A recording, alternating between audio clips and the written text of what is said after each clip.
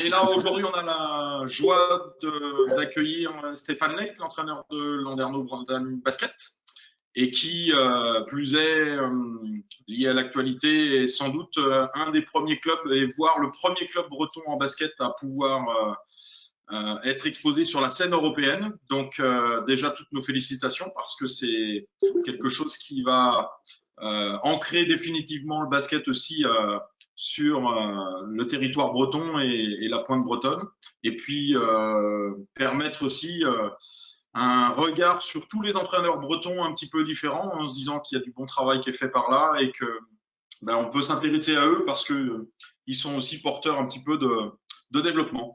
Donc merci Stéphane pour être avec nous ce matin. Je vais pouvoir partager l'écran et juste un petit message juste avant aussi pour moi, plutôt personnel, qui est de souhaiter un joyeux anniversaire à Pierre Vincent, qui est confiné au fin fond de l'Italie, au pied de ces montagnes et qui voilà, fête un an de plus. Donc joyeux anniversaire à lui. Stéphane, je te passe la parole et je vais partager l'écran. Alors, Ça marche. hop.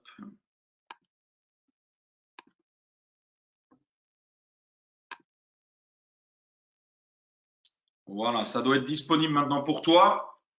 Ça l'est.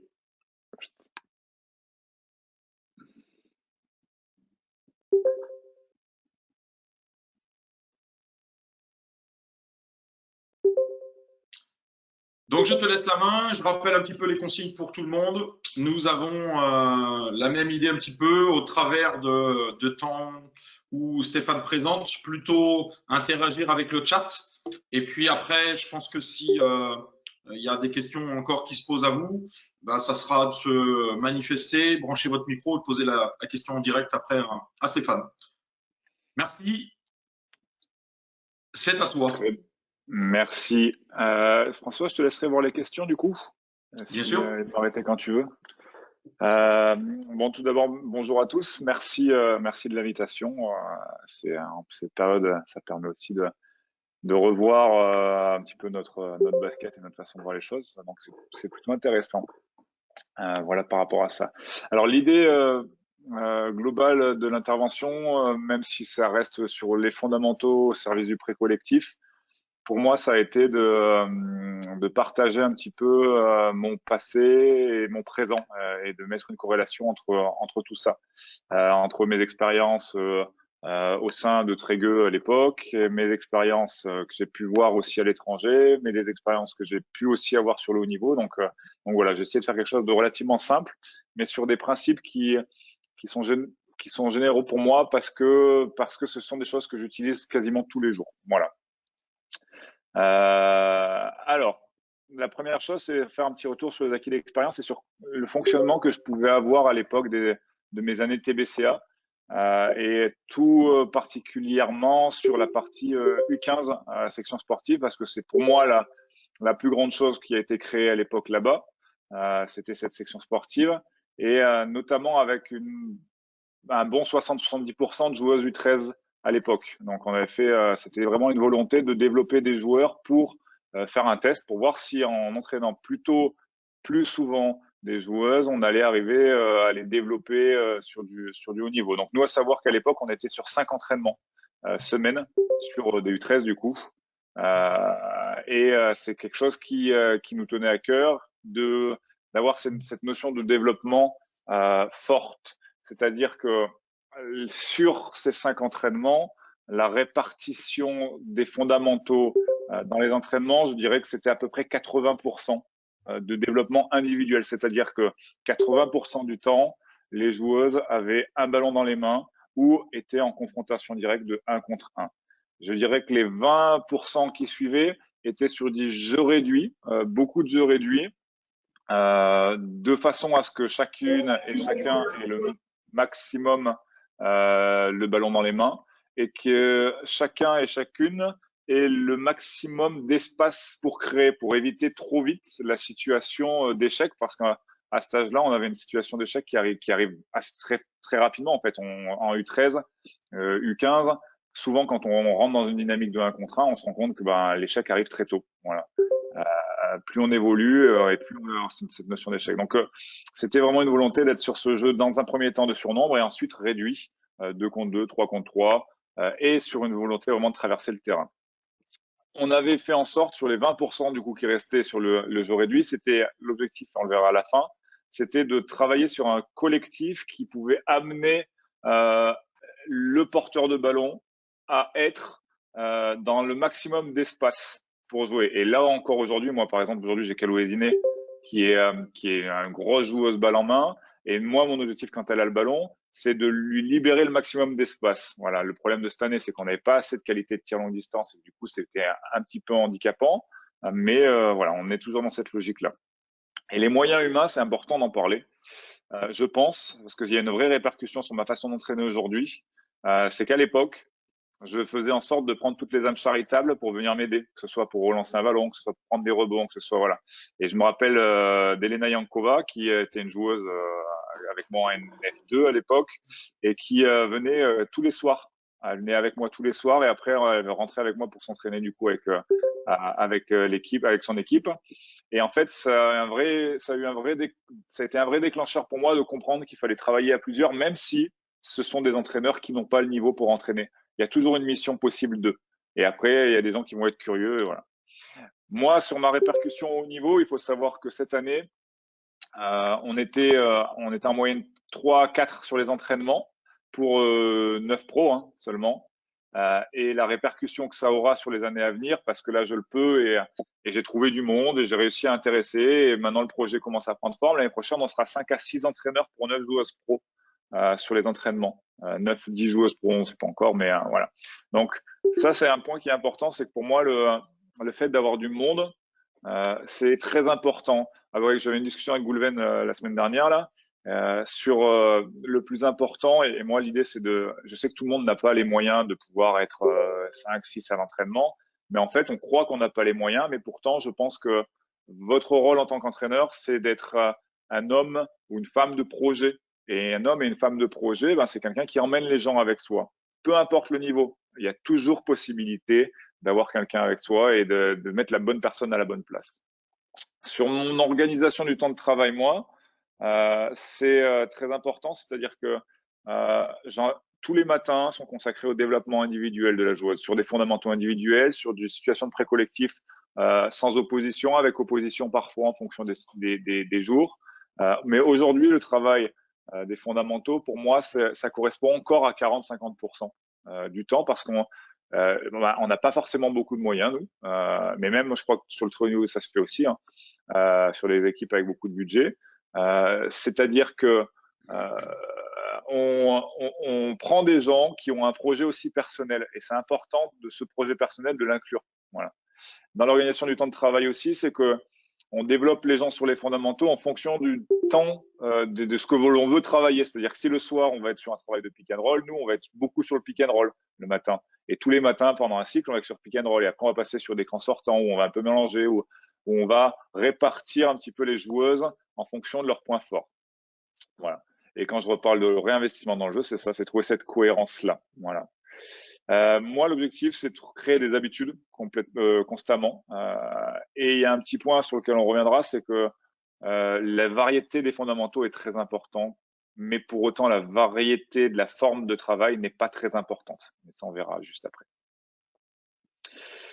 Juste un petit point qui est très important, et on va y passer rapidement, sur le risque de la spécialisation, à mon sens. Ça, c'est une étude NCA qui est que 88% des joueurs ou joueuses NCA ont fait un autre sport durant leur high school, durant l'université.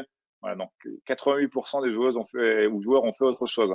Et là-dedans, on s'aperçoit qu'il y a 46% des joueurs ou joueuses qui sont spécialisés, qui ont plus de risques de blessures fortes. Donc moi, je fais un appel à tous les entraîneurs. Il y a un petit risque aussi de burn-out. Il y a des gens qui quittent plus vite le sport quand ils sont là depuis toujours, en fait. C'est fréquent de voir des gens qui font du basket depuis tout petit, quitter en U18. Voilà, ça, c'est quelque chose qui est assez fréquent. Et ça, c'est un appel un petit peu pour dire que, attention, on a un sport qui qui rentre trop vite, trop vite dans la spécialisation. Et il faut vraiment qu'on arrive à ne pas avoir cette spécialisation dans un premier temps et à aller vraiment vers d'autres sports. L'autre chose aussi, c'est vous expliquer un petit peu, nous, notre projet, sur le projet un petit peu Landerneau amateur, ce qu'on a essayé de mettre en place pour la saison prochaine et qui me paraît très cohérent. C'est se servir des autres sports. Nous, on a de l'athlétisme à côté, on a une maison des sports, c'est-à-dire avec des employés qui s'occupent de différents sports. Et la volonté qu'on a sur les U9 et les U11, c'est de mettre 3 créneaux de sport, sauf que le 3e créneau est un créneau basket et qu'ils n'y ont le droit que si ils ont fait leur séquence d'athlétisme et leur séquence de multisport. On a décidé de mettre U9 athlétisme et multisport en U11 pour avoir une vraie cohérence sur le fait de savoir courir avant de pratiquer un sport. Voilà. Donc ça, c'est le projet et ça, c'est un petit appel. Attention, ayez toujours avec vous, alors même si vous avez des petits créneaux, vous vous rendez compte que faire un foot de 5 minutes avant le début de l'entraînement, ben, c'est pas grave, utilisez-les ces 5 minutes. C'est ludique, ça ramène quelque chose de différent et surtout, ça apprend aux jeunes à se servir de leurs pieds et avoir une mobilité qui est différente de celle du basket. Et la richesse est énorme. Pour avoir discuté avec Sabine Jura, préparatrice physique de l'équipe de France, elle est aussi à l'INSEP, elle me dit, moi, les jeunes que je reçois ne sont plus capables de courir. Ils ne sont plus capables de courir. Quand on leur demande le nombre de personnes qui sont déjà allées faire un footing en forêt, la réponse souvent c'est 0. Et c'est très important pourtant. Voilà. Les 3 thèmes qu'on va aborder, le jeu de relance, le jeu de 1 contre 1 et le collectif au service des fondamentaux. Et là, on verra un petit peu comment moi j'inclus les fondamentaux dans tous ces registres-là. Ça, c'est un petit axe sur le haut niveau. Moi, ce qui fait la différence pour moi dans le haut niveau, alors j'aimerais bien avoir l'avis un peu de Pascal aussi, mais c'est ce que je crois voir moi, c'est la vitesse de transition. Et dans la vitesse de transition, ben, on a souvent une tendance à se dire attaque-défense, défense-attaque. Mais en fait, le jeu de basket n'est qu'un jeu de transition. Je deviens porteur de balle, non porteur de balle. Je deviens rebondeur, donc je passe un statut de personne sans ballon, mais en l'air, je deviens porteur de balle, donc je change de statut en l'air. Le fait de passer sur une situation de je défends 2 pas, je défends 1 passe, le basket n'est qu'une situation de transition et un système de jeu est une succession pour moi de situations de transition. Voilà. La capacité à exécuter à grande vitesse. Et ça, il faut forcer vos jeunes à aller sur cette grande vitesse. Je prends un exemple tout simple. Quand je dribble avec 2 ballons, qu'on demande de dribbler fort, qu'on demande de dribbler vite, si jamais je reste dans mon confort, je n'irai pas plus loin. Et en fait, il faut que le corps s'habitue à cette situation-là. Et pour ça, il faut qu'il y ait une prise de conscience de ma limite. Ça, c'est très important. Constater que je ne sais pas. Et quand je constate que je ne sais pas, là, je peux évoluer sur mon développement des fondamentaux. Pour moi, c'est la condition sine qua non. Et dans ce cas-là, il faut encourager tu perds ton ballon, il faut absolument que tu continues. Dans ce cas-là, c'est important. Ça fera partie de ton développement. Et jusqu'au jour où tu y arriveras. Et quand tu arriveras à la même vitesse, à la même puissance, il faut que tu augmentes pour rééchouer. C'est très important. L'autre point, c'est la dureté physique qu'il peut y avoir. Et ça, c'est un point sur lequel qui est très important. C'est même chez les jeunes, reconnaître les points forts et amener les joueurs à avoir de la régularité dans son utilisation. Attention, chez les jeunes joueurs, il ne faut pas les rendre unidimensionnels, mais pour autant, quelqu'un qui a une adresse naturelle, ce serait dommage de ne pas développer sa gamme dessus, quitte à s'entraîner plus ou à pouvoir l'entraîner en plus. Mais en tout cas, c'est important d'avoir ça. Et il faut reconnaître les points forts. Et en bon français que nous sommes, en tant qu'entraîneur, il faut les reconnaître. C'est pas pointer ce que le jeune ne sait pas faire, c'est pointer ce qu'il sait faire. Et quand on pointe ce qu'il sait faire, déjà, on a une vraie évolution. Voilà. Ça, les Américains, ils savent tout faire, ils sont formidables même quand ils sont faibles. Nous, on est nuls même quand on est fort. Donc, c'est un vrai souci. Et on rentre sur mon premier thème, qui est le jeu de relance. Alors, le jeu de relance, pourquoi Stéphane, oui. Une première petite question liée au thème que tu as abordé au tout début, oui. Qui était comment fais-tu pour donner des missions à tous les entraîneurs présents sur tes séances? C'est un petit temps de brief. Il n'y a pas besoin de très longtemps. Nous, finalement, on n'a pas besoin de trop de temps parce que tout le monde est sur soit la partie amateur, soit la partie centre de formation. Et du coup, en fait, on essaie de donner les briefs les plus simples possibles. L'entraîneur, à partir du moment où il y a beaucoup de monde, devient un manager. Et à partir du moment où il manage, il faut qu'il arrive à connaître les appétences de chacun et les forces de chacun. Et en fait, à partir de ce moment-là, je crois qu'il peut se permettre de mettre les bonnes personnes à la bonne place. C'est-à-dire qu'il y en a un qui va peut-être être sur la capacité à organiser une situation de dribbling et quelqu'un qui va peut-être être plus à l'aise sur la gestuelle de tir. Et du coup, en fait, c'est mettre les bonnes personnes à la bonne place pour qu'ils soient utiles, qu'ils se sentent utiles. Ça, c'est le plus important quand on manage, c'est faire en sorte que quelqu'un se sente utile. Voilà. Ça va répondre. Écoute, il reposera la question s'il y a besoin. Formidable. Alors, le jeu de relance, oui. Le up tempo. Alors moi, j'ai vu Guillaume Vizade en intervention. Si je vais vous lancer des petites idées aussi d'intervention parce qu'en cette période, c'est super. Guillaume Vizade sur le up tempo avec la Fédé, non, c'était avec la Ligue Aura. C'était vraiment très très très intéressant. Guillaume Vizade est très intéressant globalement d'ailleurs. Le up tempo, pourquoi parce que normalement, c'est un jeu qui est développé depuis le plus jeune âge. C'est-à-dire qu'aujourd'hui, les règles en U15, c'est-à-dire en jeune aussi, emmènent l'arbitre à ne plus toucher le ballon. Donc, c'est quelque chose que nous, on veut favoriser. Alors, on a été très centré espagnol parce qu'ils gagnaient des titres, donc on voulait les copier, mais je pense que c'est une vraie richesse, c'est de développer cette vitesse de transition, en fait. Je perds un ballon, je reviens défendre. Il y a une touche, je prends voilà, ça, c'est quelque chose qui est très important. La notion aussi où, pour moi, il y a plus d'espace en jeune quand on joue sur tout terrain que sur demi-terrain. Donc, l'espace de création est important et en plus, ça développe l'athléticité. Le jeu de surnombre est important, ça je vous l'ai dit tout à l'heure, c'est pour moi quelque chose de très très important. Le jeu de surnombre, c'est quelque chose que en jeune, je crois qu'il faut faire tout le temps parce que ça nous emmène sur le point suivant, ça impose une prise de décision rapide. Ça veut dire qu'il faut réfléchir en courant, réfléchir en mouvement, là où parfois le demi-terrain nous impose à se démarquer, regarder, prendre le temps de. Sur le tout-terrain, je crois qu'il faut encourager les jeunes à pas jouer vite pour perdre le ballon tout le temps, mais il faut encourager le jeune à réduire ce temps de réflexion pour pousser le ballon vers l'avant.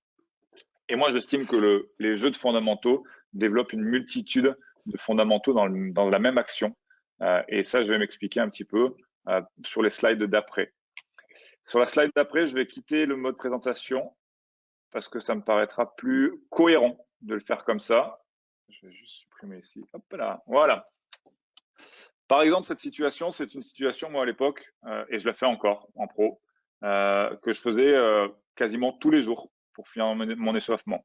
Parce que, et là, je vous disais la dernière fois, pour moi, il n'y a pas besoin de changer la forme de travail, il y a juste besoin de changer les objectifs à l'intérieur de ça. Et sur une forme comme celle-ci de relance, où admettons on peut supprimer les plots, et où on se dit on est simplement sur la capacité à capter le ballon en l'air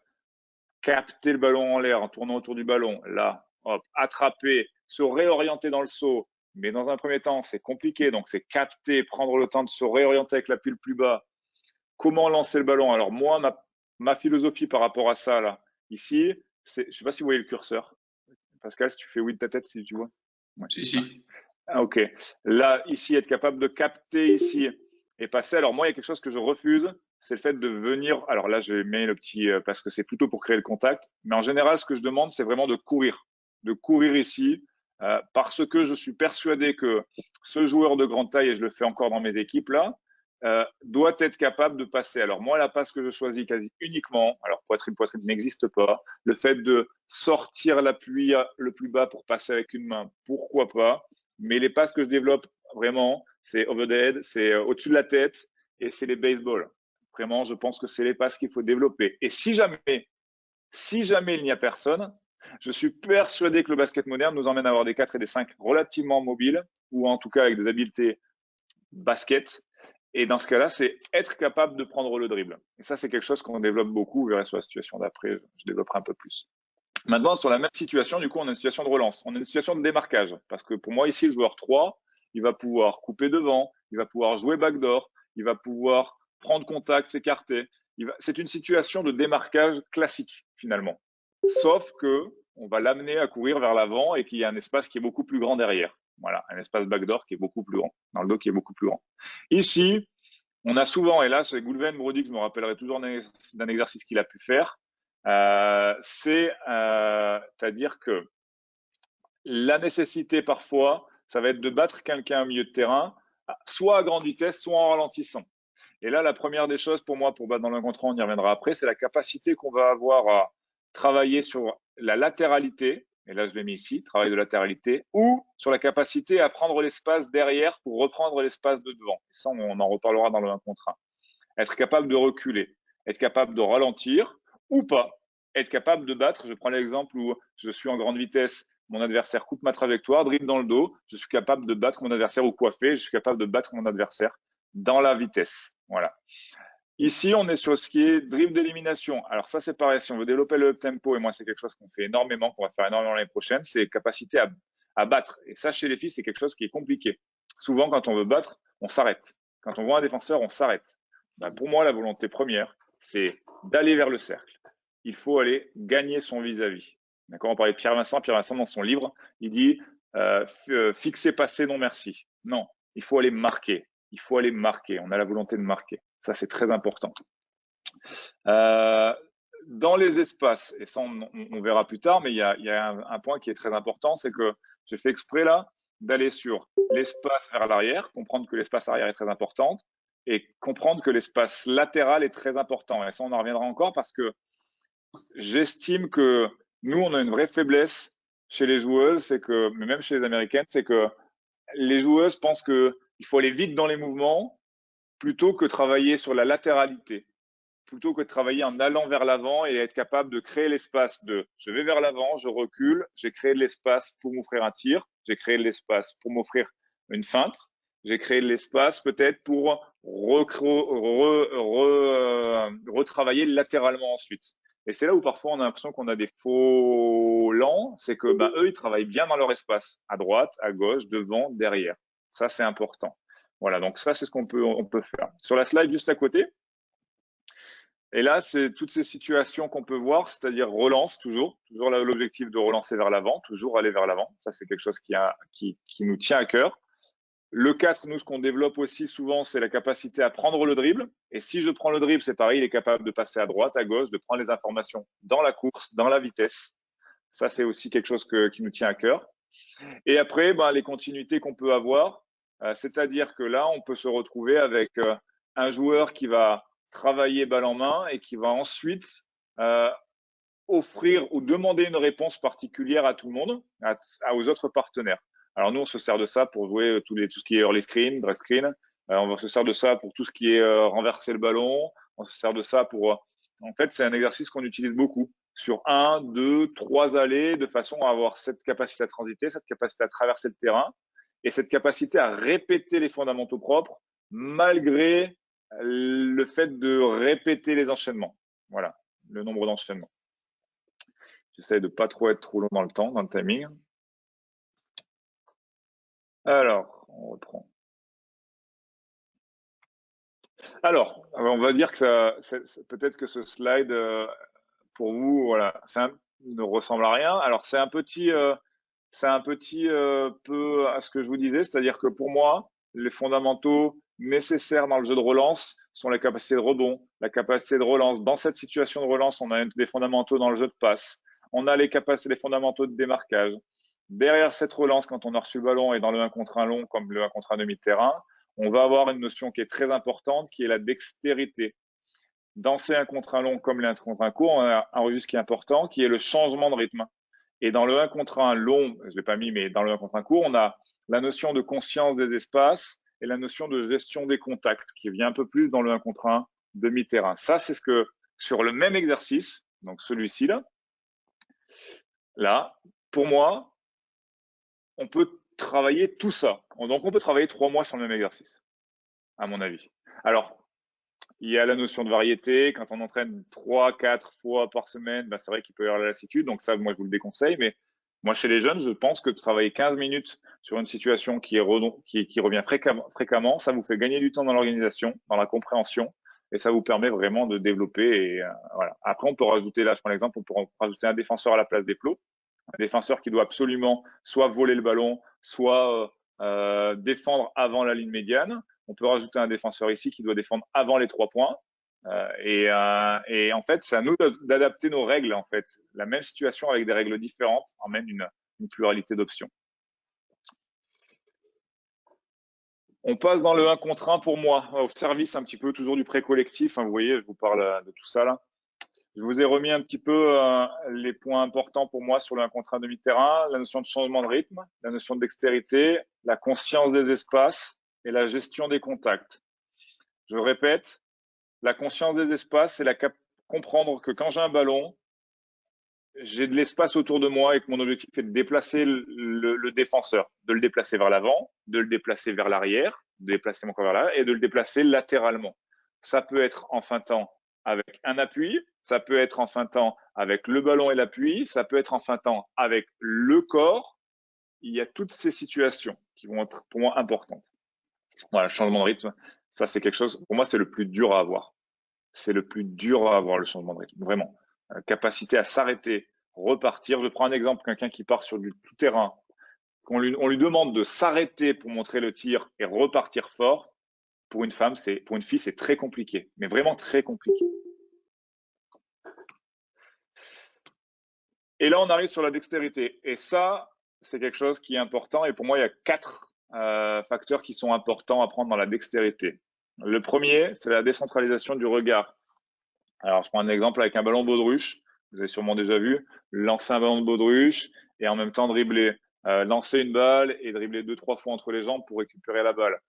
Ça, c'est de la décentralisation du regard. Après, bon, à l'époque, on faisait avec les doigts 1, 2, 3 et bon, voilà. Maintenant, cette décentralisation du regard, il faut faire attention parce que quand on est sur du statique, ça peut être handicapant, très vite handicapant. Donc, il faut aussi être capable de rajouter du mouvement. C'est pour ça que le ballon de baudruche emmène du mouvement tout le temps parce que ça va pas où on veut ça.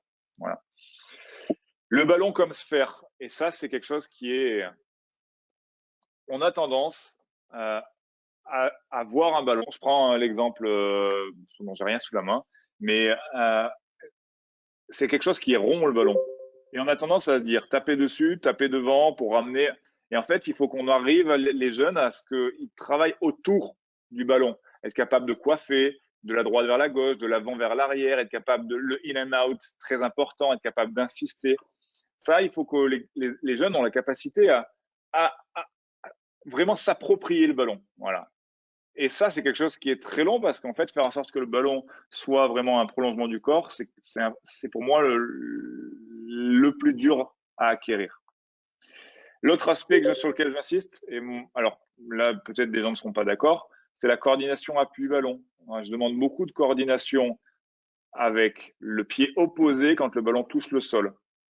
Et pour moi, ça fait sens parce que tous mes mouvements, en fait, ont tendance à s'arrêter sur cette répétition. C'est-à-dire que quand je vais m'arrêter sur un tir, en général, en alternatif, j'essaie de coordonner cette pose d'appui pour n'avoir plus qu'un appui à monter. Donc, je vais dribbler main droite, main gauche, je vais rentrer droite et j'aurai plus que le pied gauche à rentrer, inversement. Ça, c'est quelque chose que je répète énormément. Et dans la notion de feinte, ça va être quasiment la même chose. On va souvent se retrouver sur la même chose. Voilà, donc ça, c'est quelque chose que moi, je retrouve souvent, la coordination avec l'appui opposé. Et le point important, c'est de le resituer tout le temps dans différents contextes. J'ai remis un petit exercice parce que je lis le bouquin de Ferguson en ce moment et il me fait beaucoup sourire parce que des choses bêtes, en fait, ont beaucoup de sens dans ce qu'il peut dire. Et la conservation du ballon, lui, par exemple, qui était un bon entraîneur, a passé 1 heure sur un entraînement, je crois, de la Turquie, il me semble, à l'époque. Et en fait, les Turcs, pendant 30 minutes, ont fait de la conservation de ballon. Et c'est vrai que depuis ce jour-là, lui a rajouté de la conservation de ballon à chaque entraînement.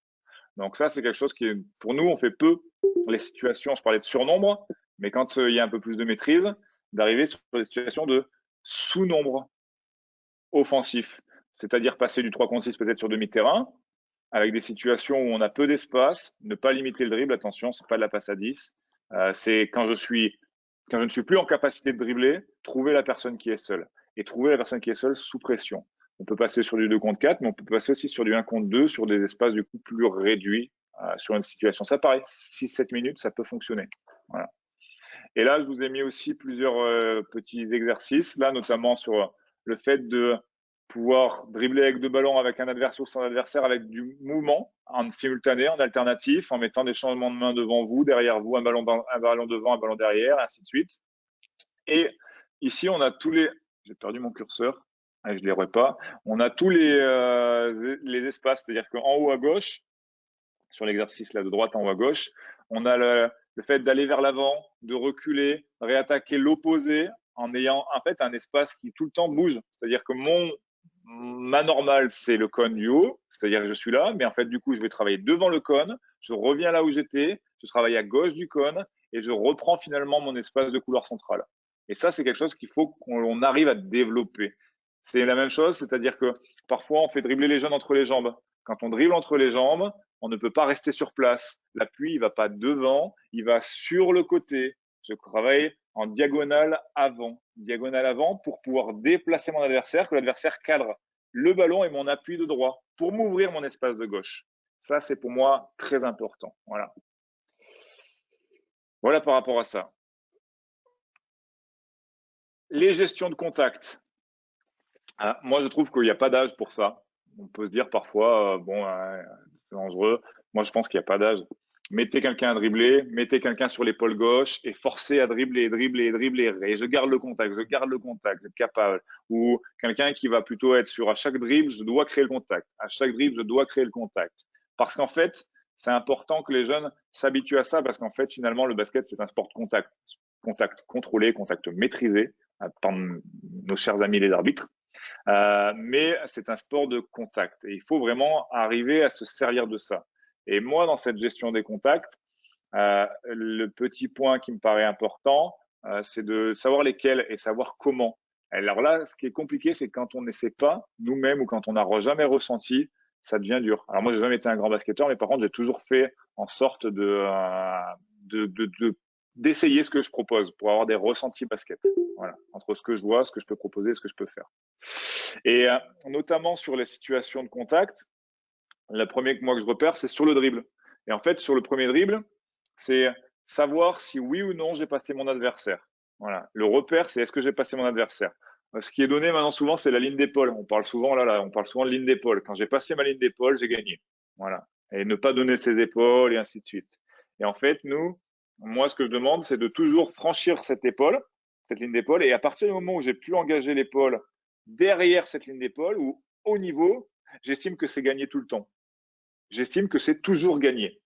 C'est-à-dire qu'il va falloir être capable soit de refermer l'espace derrière, et dans ce cas-là, mon adversaire est derrière moi, soit de garder ce contact jusqu'à l'accès au panier pour peut-être faire venir une aile et trouver la petite passe, ou pour peut-être, encore une fois, on en parle, le dernier dribble avec le dernier appui, dernier dribble fort avec l'appui, admettons, contact à droite, je dribble avec ma main gauche, dernier dribble fort avec appui fort pied droit, dribble fort en même temps, et rompre le contact pour aller chercher le cercle derrière.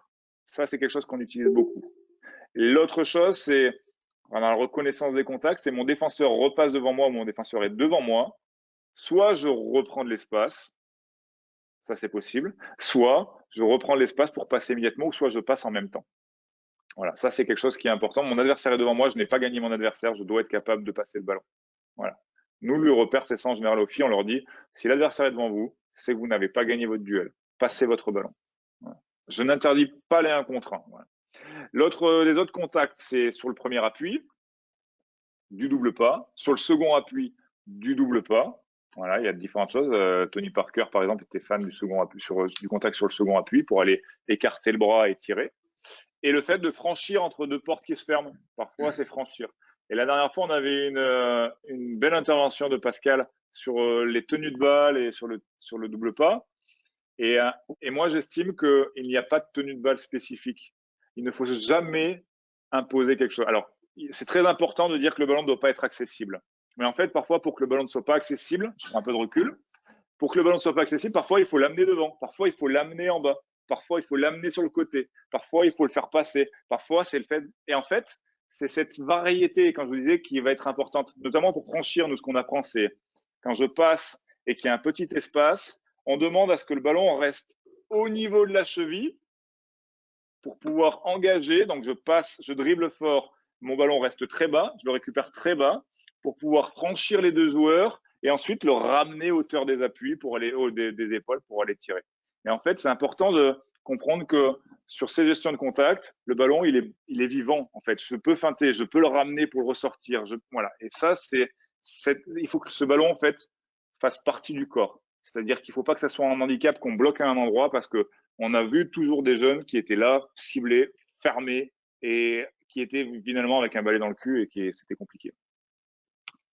Stéphane, je me permets une petite question.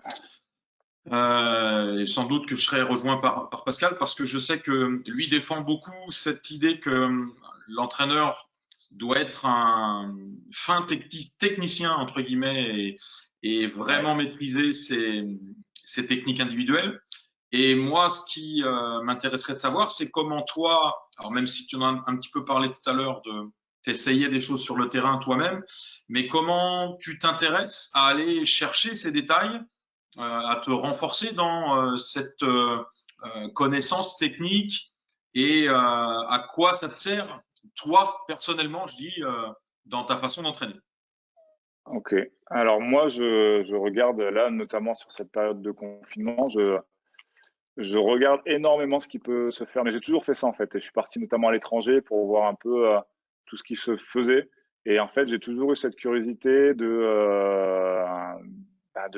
faire en fait, de faire les choses pour les comprendre. Je vais vous donner un petit exemple. Moi, je me suis fait alors peu de jugement s'il vous plaît. Attention, on partage, on est là pour en toute bienveillance et voilà. À l'époque, je m'étais fait un lexique. Vous voyez là, ça c'est juste sur les tirs en course.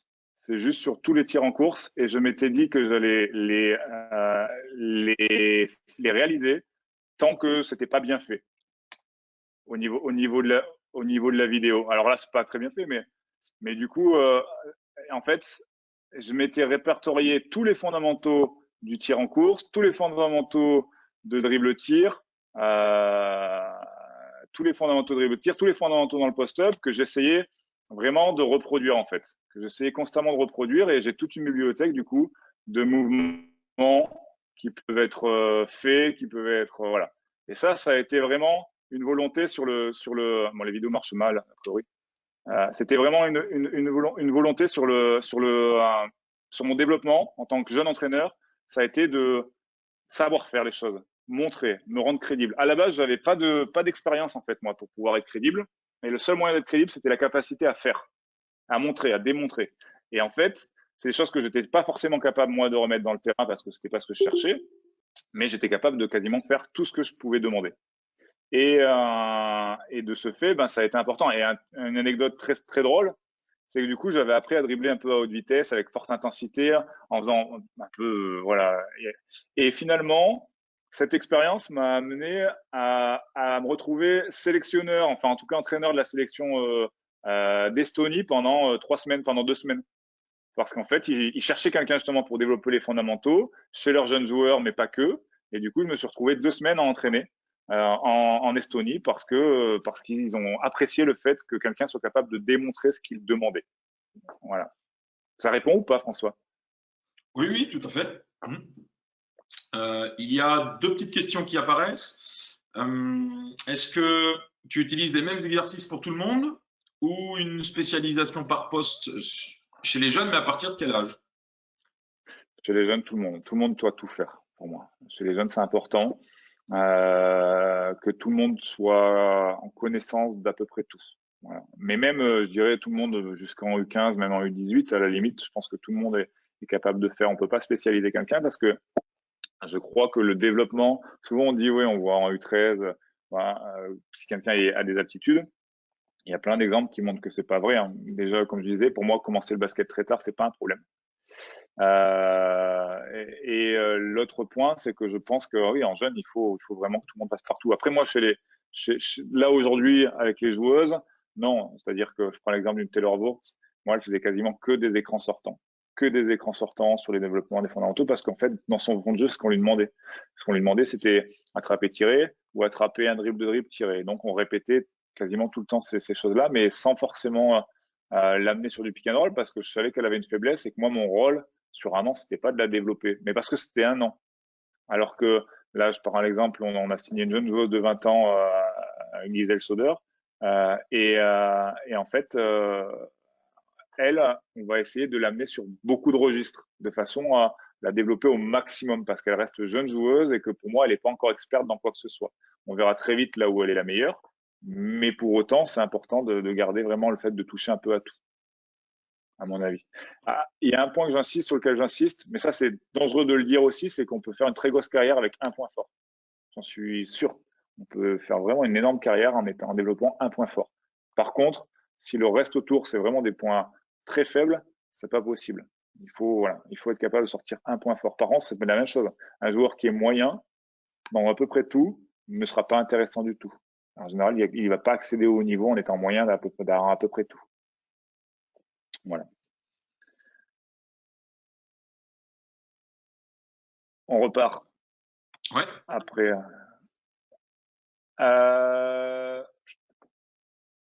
Alors, les déplacements au service du collectif. Moi, quels sont les objectifs de mon collectif chez les jeunes et chez les moins jeunes? Alors, je vais partager une anecdote du pourquoi et comment j'en suis arrivé là. Je me rappelle, c'était à Saint-Brieuc à l'époque. Il y avait, je crois que c'était une finale de TIL, enfin finale ouais, ça devait être ça. Et en fait, il y avait une région qui a gagné d'ailleurs, et sur ce dernier tir notamment. Et tout le long du match, n'ont fait que répondre à une chose, c'est laisser de l'espace de 1 contre 1, laisser des duels. Laisser des duels. Et en fait, je me suis aperçu que quasiment tous les jeunes de l'équipe étaient en capacité de créer. Et en fait, là où il marque pour gagner le match, c'est sur un cross à gauche, il revient à droite, il y a une aide qui crée un petit stunt, un aider reprendre. Il y a un kick en face, une passe en face dans le coin, tir à 3 points, victoire. Et en fait, je me suis dit, mais le basket, c'est simple. On crée plein de situations pour amener du retard, c'est une réalité. Mais l'objectif numéro 1, c'est d'être capable, comme ce jeune, de créer en fait avec ce ballon et de créer du danger. Et du coup, autour de ça, ma réflexion, ça a été l'objectif de mon collectif aujourd'hui sera d'augmenter l'espace de duel constamment, laisser le porteur de balle pouvoir s'exprimer, le soutenir si jamais il est en situation d'échec. On parlait tout à l'heure du contact qui revient devant, bah, c'est le soutenir, voilà, et être capable de revenir lui offrir une ligne de passe. Et à plus haut niveau, pour ça, bah, on a souvent besoin quand même de créer du retard par des collaborations.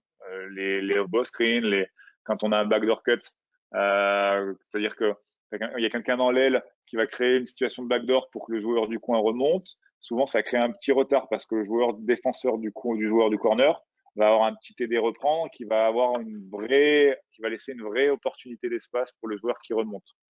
Ça, c'est des choses qu'on peut mettre en place. Mais du coup, mon jeu s'est articulé quasiment uniquement autour de ça. Quasiment uniquement autour de ça. Alors, j'aimerais qu'on aille plutôt que là-dessus. J'aimerais qu'on aille plutôt sur phase draw. Normalement, vous êtes avec moi là. Voilà. C'est ça. Et on va parler un petit peu des fondamentaux par rapport à ça, parce qu'en fait, à la fin, je vais supprimer les petits. On va y aller ensemble, en fait. Par exemple, je m'explique sur cette situation. J'ai repris la situation justement du jeune que j'avais pu voir sur le fait de driver sur sa main droite et de kicker derrière. Ça, c'est un point qui est important. C'est-à-dire que nous, là, dans cette situation-là, on a les fondamentaux de capacité à créer balle en main. Ça, c'est quelque chose qui est important. À savoir que l'évolution que moi je mets chez les jeunes, c'est savoir réaliser un 1 contre 0, savoir réaliser en surnombre, savoir réaliser à 1 contre 1. Parce que le 1 contre 1, finalement, voilà, c'est quelque chose qui est compliqué. Et d'autant plus chez la femme, chez les filles. Je ne suis pas misogyne ou quoi que ce soit, j'entraîne des filles, ça se passe très bien. Mais elles ont plus de besoin, de nécessité souvent d'un collectif pour pouvoir créer un retard défensif fort. Parce que manque de manipulation, parce que manque de dextérité, parfois manque de vitesse aussi par rapport à la latéralité défensive des joueurs en face. Voilà. Donc là, je drive sur ma main droite après avoir créé l'espace. Ici, mon seul objectif, voilà. Alors, il y en a qui appellent ça le sens de l'horloge ou pas, ou inversement. En fait, quasiment tout le monde tourne dans le même sens pour nous. Quasiment tout le monde tourne dans le même sens. À quelques exceptions près, on verra ensuite. Ma première chose, c'est de se dire que quand je passe ici, cette première passe, ici développe déjà les fondamentaux et une qualité de passe qui peut être de 3 manières. C'est-à-dire qu'on peut faire le même exercice pour développer 3 passes différentes. Soit je passe à une main dans le dribble, soit je passe à terre avec un petit slide, soit je m'arrête, je sors l'appui et je désaxe sur le côté droit. Mais autour de ça, quand on disait qu'on a une situation d'appui, on a aussi une situation de soutien qui vient tout le temps et qui vient en même temps prévenir une situation de repli défensif pour la plupart du temps. Voilà. Et dans ce cas-là, cette passe ici, et là notamment, je prends un exemple, si je veux aller plus loin, si on mettait un pick and roll ici, si on mettait un pick and roll ici sur 1, de 4 ou de 5 sur 1, et cette passe ici, bien souvent, cette réponse sur un protect, par exemple, ou sur un flat, la meilleure réponse, c'est ça, en fait, c'est cette passe-là. Et du coup, là, cette passe ici pour A3, elle est hyper compliquée, la capacité à attaquer et à passer au-dessus de la tête pour retrouver directement, parce qu'en fait, ce soutien, il sera quasiment toujours présent parce que finalement, je suis côté faible et donc il y a une situation d'aide qui vient se présenter. Cette passe-là, elle est compliquée. Mais pourtant, c'est cette passe qui va créer aussi le plus de retard défensif par rapport au close-out et tout ça. Nous, ce qu'on donne aussi comme principe, c'est que on a dit qu'il fallait laisser de l'espace de 1 contre 1. Et si je ne franchis pas dans la peinture, si je ne vais pas dans la peinture, globalement, on demande à la joueuse de s'écarter le plus vite possible en dehors des 3 points pour recréer de l'espace. Parce que toutes les alors souvent on entend passe-passe dribble, passe-passe dribble, passe-passe dribble. Nous, on fait pas ça. On le fait quand le ballon, quand il y a quelqu'un dans la peinture. L'idée de la passe-passe, en fait, c'est juste pour nous, c'est juste de la logique et un peu d'intelligence en se disant que je vais pas driver s'il y a quelqu'un dans la peinture. En fait, globalement, c'est ça la philosophie. Passe-passe, c'est se dire qu'il y a une aide de LED et il y a quelqu'un dans la peinture, donc tu peux pas, voilà. Et donc jouer plutôt sur l'aide de LED. Donc c'est juste de la lecture de jeu et c'est pas quelque chose à imposer à mon avis. C'est-à-dire que ballon dans le coin, pour nous, on peut réattaquer tout le temps. C'est possible de réattaquer. Je m'explique. Ici, sur ce drive, on a souvent un aider reprendre de D2 pour fermer l'espace. Là. Et en fait, quand on passe dans le coin, il n'y a plus d'aide de LED. La seule défenseur qui existe, c'est la ligne de fond. Et du coup, cette ligne de fond, il faut la prendre parce que c'est pas elle qui va nous voler le ballon. Donc, aider reprendre de D2 sur A1, attaquer le fond directement. Et là, sur cette attaque, c'est très important. C'est que pour moi, on a souvent une tendance à dire regarde le cercle, mets-toi face au panier. Pour moi, ça, c'est un des fondamentaux qu'on utilise énormément. À ce moment-là, on ne regarde pas le panier avec les appuis, avec le regard oui, mais pas avec les appuis. C'est-à-dire qu'on est dos au coin, avec le pied droit qui va être un peu plus avancé. D'accord Je ne sais pas comment vous le mettre. Là, c'est pas ça du tout que je voulais faire. Par exemple, ça ne veut pas. Voilà. Là, on a un appui ici et on va avoir un deuxième appui qui va se retrouver là. De façon à ce que quand j'attrape sur ma main gauche, ici, je puisse déjà avoir ce petit mètre ici d'appui supplémentaire. Là, j'ai gagné de l'espace. Et en fait, 90% des gens qu'on a, ce sont des droitiers. Donc finalement, si j'ai besoin de me réorganiser au niveau de mes pieds ici, j'ai plus qu'à rebouger mon pied droit pour tirer sur un petit effacé. Donc nous, on insiste beaucoup sur ces fondamentaux-là. Et on répète et on répète et on répète. Même titre, là je glisse dessous, être capable, je l'ai fait un peu trop loin peut-être, être capable de glisser parce que si ça va plus loin ici dans la continuité, si je vais plus loin, cette petite passe, être capable de retrouver cette petite passe et de finir sous le panier. Voilà. Donc ça, c'est les fondamentaux, être capable de se déplacer, tirer. Là ici, même principe. Du coup, là, moi, je vous ai dit, on a le droit de redriver, c'est une réalité. Et la capacité, quand je prends une ligne de fond, ce qu'on disait avec les appuis, je prends, je gagne de l'espace, c'est D5 qui vient, ou c'est D3. Du coup, si c'est D5 qui vient, on va souvent avoir D3 qui va être en aide de LED, parce que D3 est ici, donc c'est lui qui va venir en aide de LED et c'est lui qui va. Et dans ce cas-là, si D5 est sur l'aide de LED, on va avoir une situation plus longue où on va avoir cette situation d'attraper, tirer en étant encore une fois, d'accord, là c'est un peu différent, le ballon vient de face. Le ballon vient de face. Du coup, mes épaules sont face au ballon. Du coup, mes appuis sont face au ballon. Et là, dans ce cas-là, la structure des appuis, ça va plutôt être face au panier. Voilà. Parce que le ballon vient pas de la même situation, parce que l'aide vient d'en face. D'accord? Et parce que du coup, le drive sera pas ici. On parlait de situation logique juste avant. C'est-à-dire que pour moi, du coup, c'est une logique de se dire, il y a quelqu'un dans la peinture, il y a une aide de l'aide. Situation logique voudrait se dire que je ne reprends pas le dribble. J'ai le tir, mais je ne reprends pas le dribble. On parlait d'appui et de soutien tout à l'heure. Drive ici, si je pars ici sans lumière et que je ne peux pas driver le fond et que je m'arrête avant la raquette, là, situation de soutien. Le 1 doit attendre cette situation de soutien. Alors, normalement, on est 5, hein, là, il n'y a que 4 joueurs. Hein. Mais lui, son rôle, c'est le soutien. Et après, revenir sur un rôle d'appui. C'est-à-dire que je vais retrouver la passe et l'extra passe. Bon, ça, c'est des choses que vous connaissez. Et ainsi de suite. Et là, je n'ai pas mis volontairement parce que là, du coup, on s'est dit qu'on trouvait peut-être une passe. Et encore une fois, ça, c'est la capacité qu'on va avoir après une course. Je vais remettre la course parce que c'est important. Après une course, et ça fait partie des fondamentaux, être capable d'avoir une course incurvée avec de la vitesse, être capable de jouer le contre-pied, être capable de tirer, être capable de fixer, reprendre le milieu, être capable de passer, je vous l'ai dit, créer de l'espace rapidement, être capable de passer.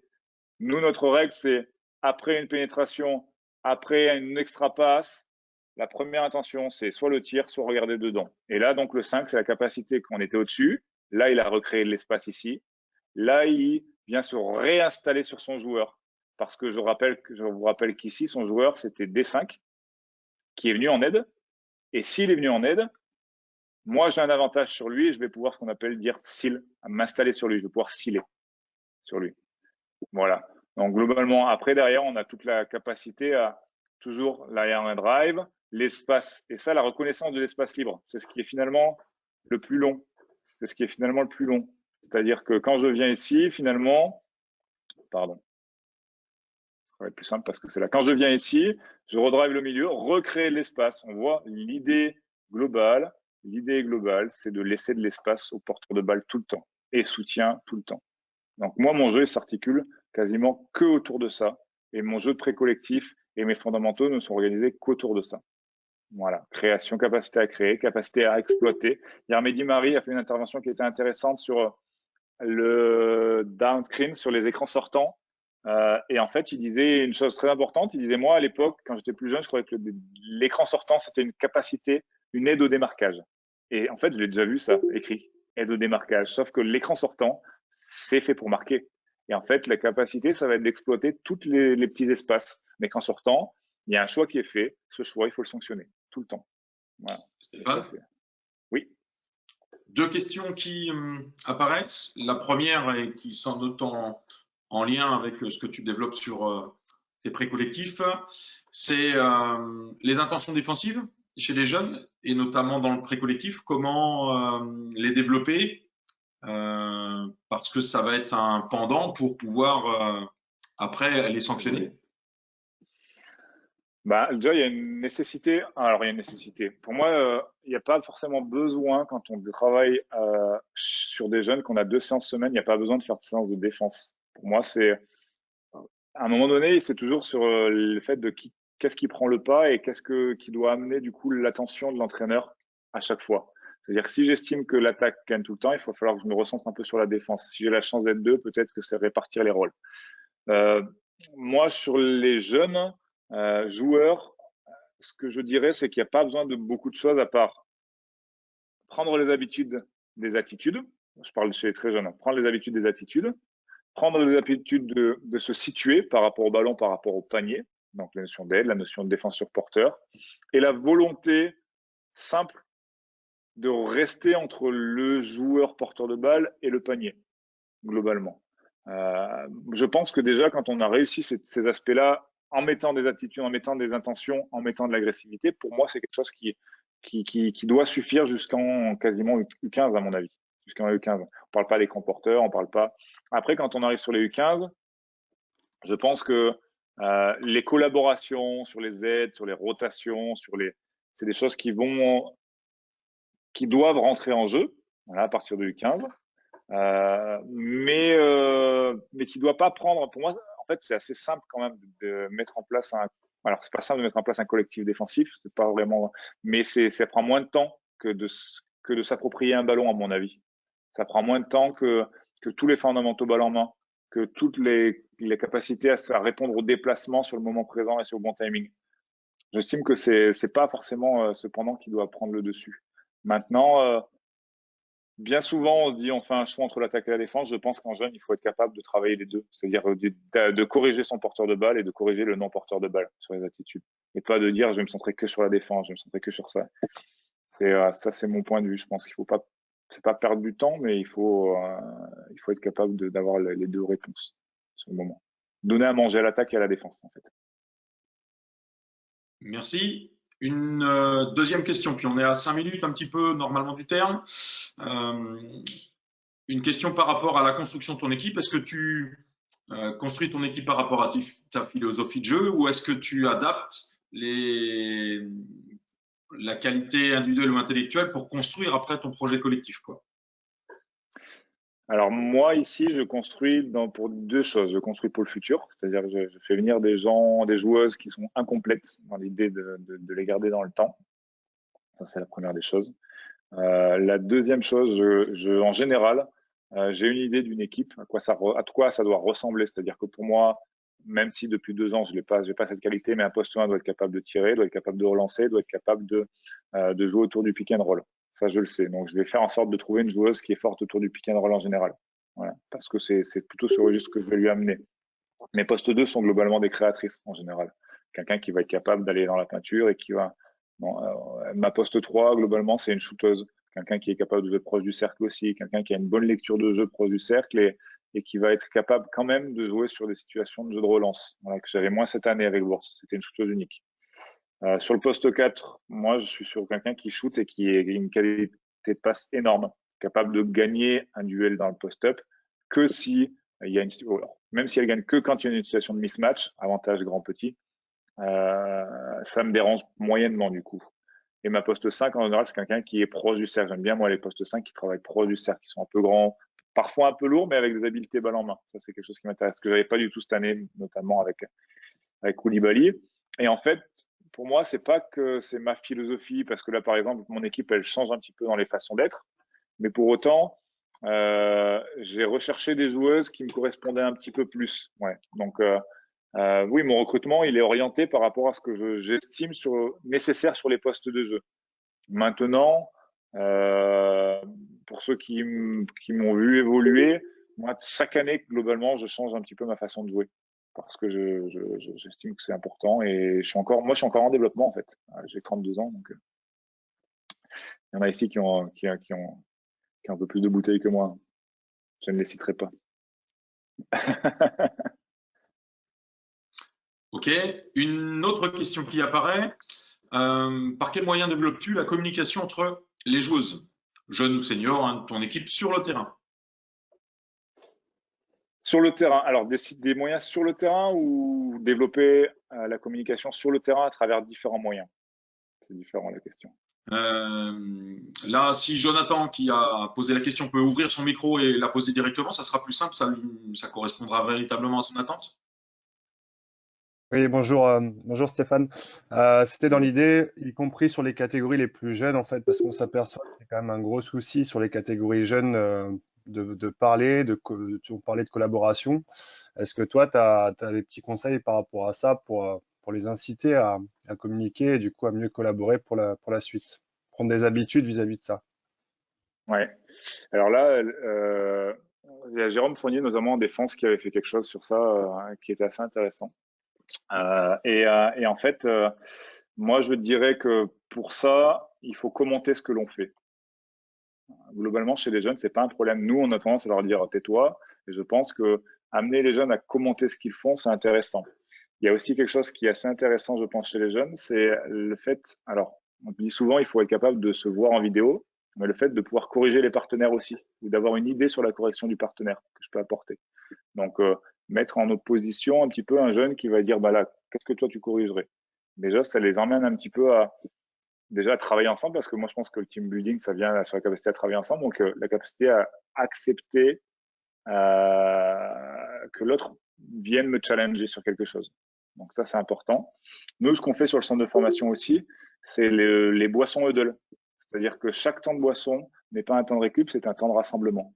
C'est-à-dire qu'à chaque fois, elles vont au milieu, elles échangent sur un point ou sur 2 points, elles crient, elles reviennent à l'entraîneur et elles donnent un point qui est important de faire évoluer par rapport aux situations passées. Ça peut être des choses tout bêtes, la concentration, ça peut être attention quand moi je vais quand je prends le drive à droite, à bien passer à droite.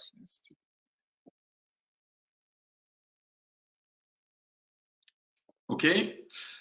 Est-ce que on a peut-être le temps de reprendre une dernière question et pour qu'on puisse à peu près tenir le temps. Stéphane, je J'ai reprends une juste question, l'écran. François. Bien sûr, vas-y. Je reprends juste Bonjour. l'écran pour annoncer la suite. Hein. T'inquiète pas, Stéphane, mais tu peux répondre à la question. Christophe, vas-y. Bonjour, Christophe Alardi. Bonjour, Stéphane. Tu parles effectivement de créer de l'espace pour le 1 contre 1 et le spacing. Je pense que c'est clé. Moi, j'ai une vraie interrogation chez les jeunes. Quelle est la bonne notion de spacing et quel repère? Pour être plus précis, je m'interroge, est-ce qu'on utilise les lignes du terrain ou est-ce qu'on utilise les compétences des joueurs et notamment pour leur spacing sans ballon? Quelle est ta vision des choses par rapport à ça? Moi, je pense que ça dépend de l'âge. Je pense que les jeunes fonctionnent avec des repères. Et en fait, au plus jeune âge, les amener avec un repère global, ça permet de faire travailler un peu tout le monde de la même façon. Et je pense qu'avec la spécialisation plus tard des postes et des compétences, je crois que le fait de les amener sur les compétences individuelles, de les déplacer via leurs compétences individuelles, a du sens. Voilà. Je prends un exemple tout bête. Quand je suis sur un spot arrière, si je drive sur le côté à droite et qu'il y a quelqu'un à l'aile, ben moi il y a certaines joueuses que je vais plutôt amener à faire couper backdoor à tout prix et il y en a à qui je vais dire bah toi tu vas en face dans le coin parce que tu vas finalement ton déplacement dans le coin va nous amener une force dans le tir à 3 points, mais peut-être que ton défenseur va pas vouloir te lâcher. Et dans ce cas-là, c'est là que tu seras le plus intéressant dans le fait de me libérer l'espace. Alors que si c'est un non-shooter, ben, finalement, il va rester entre les deux et on n'aura pas gagné beaucoup d'espace. D'accord. Réponds. Oui, oui, merci. Ouais. On arrive à la fin du temps qu'on s'était imparti. Est-ce que tu as un dernier mot à nous partager? Non, juste te dire que je suis content de ce qui se passe là. Moi, je suis vraiment ravi de voir tout ce qui est mis en place pour le basket dans la France entière en fait. Aux États-Unis, il y a quelque chose qui se passe vraiment de gros avec coachclinics.com là. Mais je trouve que ce que nous on fait là, il y a une vraie richesse et j'encouragerais vraiment tout le monde à partager. Il y a tellement de colloques finalement qu'on n'a même pas le temps de tous les suivre, mais c'est une richesse incroyable. Et je vous encourage vraiment à partager, à développer et ce genre de choses et à participer aussi, même à plus bas échelles. Là, il y a du monde, tout ça, mais même si c'est que pour 10-15 personnes, c'est une vraie richesse. Et quand je vois des entraîneurs Pascal, je suis pas sûr qu'aujourd'hui, avec moi, il a pris grand-chose aujourd'hui, mais pourtant, il est là, il est assidu et il y a toujours ce truc et je trouve ça formidable. Non, pardon, excuse-moi, je réponds juste, j'ai appris énormément de choses, je te remercie beaucoup. Et à un moment, j'ai même failli le mettre quand tu en parlais, c'est la richesse d'aller voir les autres entraîneurs travailler, moi. Alors, encore plus quand c'est du plus haut niveau comme toi. Mais à chaque entraînement que je vais voir, que ce soit des U7, des U9, des U11, j'en ressors toujours avec quelque chose. Alors, parfois, c'est qu'est-ce qu'il faut surtout pas faire, mais c'est quand même quelque chose avec quoi systématiquement il y a toujours une richesse là-dedans. Exactement. Merci. Je vais prendre le mot de la fin, Stéphane, en tout cas, et puis bonne continuation pour votre période qui est forcément un peu différente que d'habitude pour construire vos équipes, emmener vos projets, continuer à faire adhérer les gens autour de vous. Et je vous donne rendez-vous la semaine prochaine où on aura la chance d'accueillir Mehdi Marie qui continuera à être le coach de Limoges l'an prochain et qui nous fera le plaisir d'intervenir sur le jeu collectif en jeunes, en U11, U13, U15. Donc voilà, quelque chose d'attrayant aussi. Merci à tous et bonne journée, bon week-end à vous. Ciao, ciao. Salut à tous, merci.